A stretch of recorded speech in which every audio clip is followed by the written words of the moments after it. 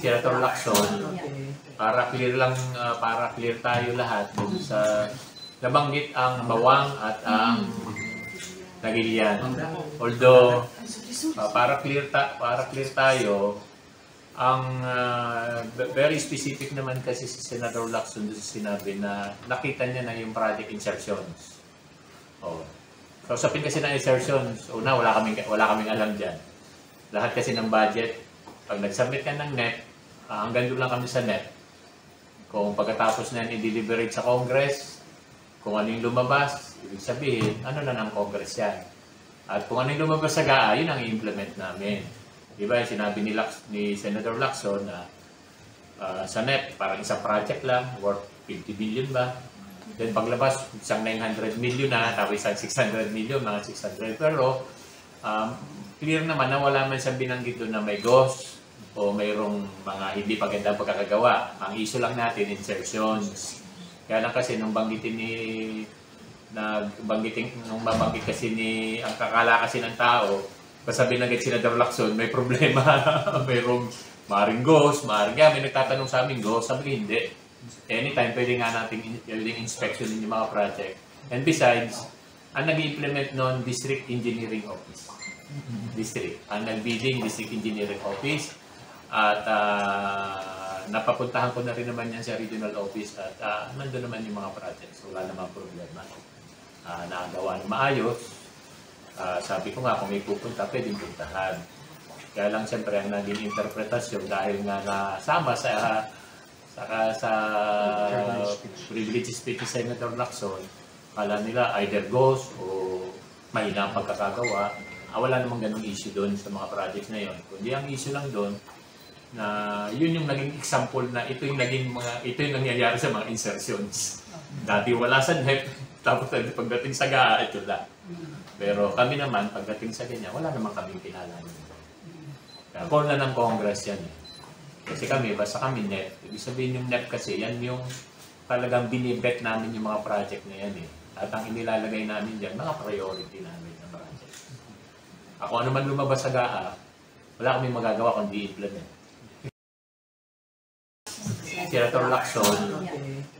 Yan po mga kabombo ang naging payo dito nga po nga si Regional Director Ronel Latana ng DPWH Region 1 na kung saan mga kabombo ay kanya rin po nga binigyan nga diin na ito nga po nga usapin na doon mismo sa issue po mga kabombo sa may Barangay Binloc dito po sa siyudad po ng Dagupan na doon mismo sa may Barangay Bunuan Binloc ay meron po nga flood control project or yan po ay ito po ay protection dito po sa nasabi po or should I say ito ay di ba yung pong ilagay po diyan na Baywalk at nagkaroon po ng bagyo nagkaroon po ng bagyo at nagkaroon po ng storm surge nasira po mga kabombo ang nasabi pong di ba, structure po nilagay po sa Barangay Bunuan Binloc na binigyang diin po dyan na ito ay isinasaayos na.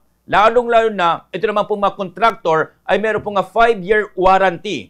Kaya sa ngayon, dyan po sa may Binloc ay meron pong mga panibago na nilalagay po dito na mga, di ba, sabi po natin, flood control para po maiwasan po yung erosion doon mismo sa mga lupa.